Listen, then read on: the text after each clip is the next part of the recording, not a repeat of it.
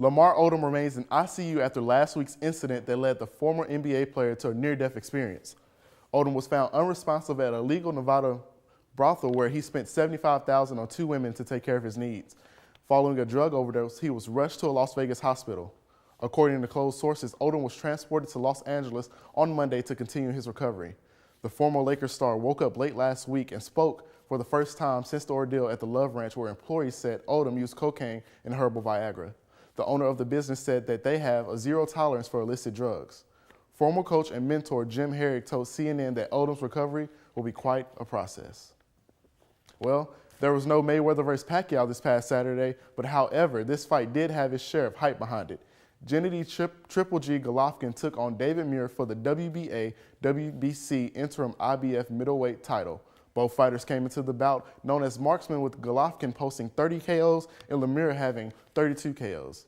Experts predicted Lemieux would pose a threat to Triple G. However, that did not happen. Golovkin handled Lemieux, easily winning by referee decision in the 8th round. Mississippi State's rugby club, also known as the Mad Dogs, began this season September the 19th against the Florida Gators in Gainesville, Florida, with a loss 55-19.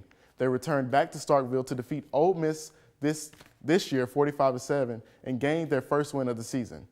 The MSU Rugby Club is last year's reigning 15th West champions, finished 13th in the nation, and was runner-up in the SCRC Olympic Rugby Sevens Championship.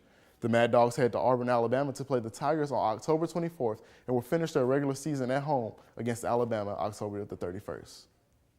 The MSU Bulldogs football team pulled out a win this past Saturday for homecoming. The MSU Bulldogs defeated the Louisiana Tech Bulldogs with a 42-20 victory. Starting off slow in the first quarter, MSU fell into a 14-point deficit. However, Mississippi State did not let that stop the momentum.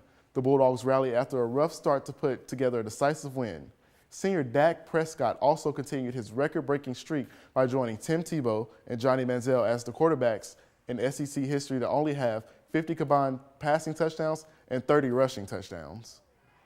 And obviously, he's come a long way as a big-time quarterback. I think one of the things I was pleased to see you saw him today is starting to get back to and finding that balance of when to pull it down and start running.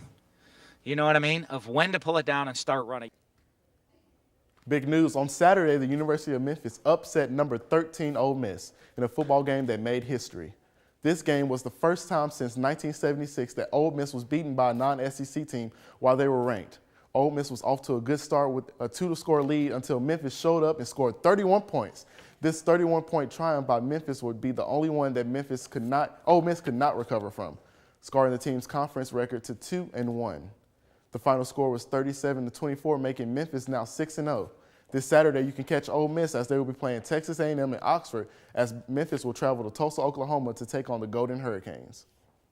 Well, the Mississippi State volleyball team lost to the Texas A&M Aggies on Sunday. MSU dropped all 3 matches to the Aggies. Despite losing the game, sophomore Peyton Harris recorded her 1,000th dig in only her second year as a Bulldog. Harris is only 106 digs away from joining the top 10 list of MSU players who have digs of all time. The Bulldogs' next game will be on the SEC Network at 7 p.m. as they travel to Columbia to face the Missouri Tigers. Well, that's all I have for you in sports. Up next, Tatiana Romanik will tell you more about what the MSU Fashion Board has.